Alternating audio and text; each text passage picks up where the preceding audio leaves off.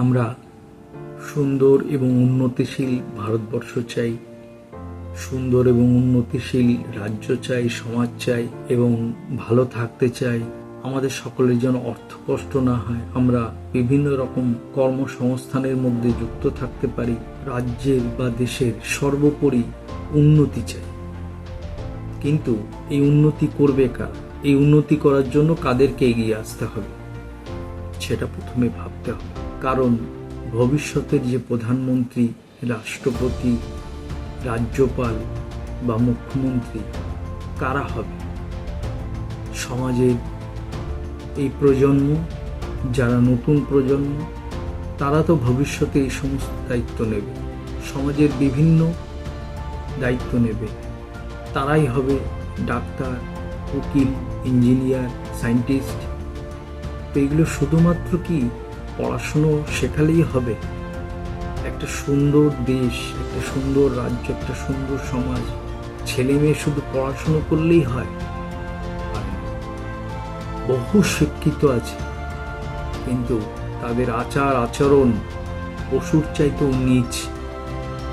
আসলে যে কোনো বাড়ির মা বাবা যদি তার সন্তানদের সংস্কার না দেয়, তাহলে কখনো তার সন্তান ভালো হতে পারে না। সংস্কার দিলে সেই সন্তান বাড়ির মা বাবা থেকে শুরু করে বাইরের প্রত্যেককে সম্মান করবে এবং তার ভেতরে সমাজের উন্নতির আশা জাগবে। সে মানুষের উন্নতি করতে চাইবে, সে কখনো দেশদ্রোহী তৈরি হবে না। কিন্তু আমরা আমাদের বাচ্চাদের শুধুমাত্র বড় স্কুলে, ভালো স্কুলে পড়িয়ে শিক্ষিত করে সমাজকে উন্নতি করতে চাই। আমাদের নিজেদের উন্নতি করতে চাই, আমাদের বাচ্চাদের উন্নতি করতে চাই, কিন্তু তা কখনো হবে না। বাড়ির মধ্যে যদি পরিবারের মধ্যে ঝগড়া হয়, সেই বাচ্চারা সেগুলো দেখে শিখবে। বাড়ির যারা বড়রা আছে তাদেরকে যদি তার মা বাবা সম্মান না করে, প্রণাম না করে, সেই বাচ্চাগুলো কিন্তু সেগুলো শিখবে, তারাও করবে না। বাচ্চারা মা বাবার সঙ্গে যদি বাইরে যায় আর যদি দেখে ওই বাবা মা বাইরে গিয়ে মানুষের সঙ্গে খারাপ ব্যবহার করছে, তারাও কিন্তু সেটা শিখবে। তাই আমাদের প্রত্যেকের উচিত আমাদের বাচ্চাদের আগে ঘর থেকে সংস্কার শিক্ষা দিয়ে বাইরে বের করা। তবেই তারা সমাজে উন্নতি করবে, সমাজকে ভালো করে গড়ে তুলবে।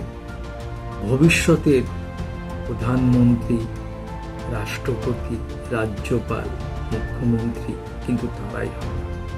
তারা যদি সঠিক সংস্কার না পায়, শিক্ষা না পায়, তাহলে কিন্তু কোনোদিনই ভারতেরও উন্নতি হবে না, রাজ্যের উন্নতি হবে না, নিজের পরিবারেরও উন্নতি হবে না, ছেলে মেয়েরও উন্নতি হবে। তাই আগে ঘরে সংস্কার শিক্ষা দিন, দেখবেন আপনার বাচ্চা একদিন সমাজের বুকে কেমন মাথা তুলে দাঁড়িয়েছে, সমাজের মানুষ তাকে কত সম্মান করছে, সঙ্গে আপনারাও কতটা সম্মান পাচ্ছেন।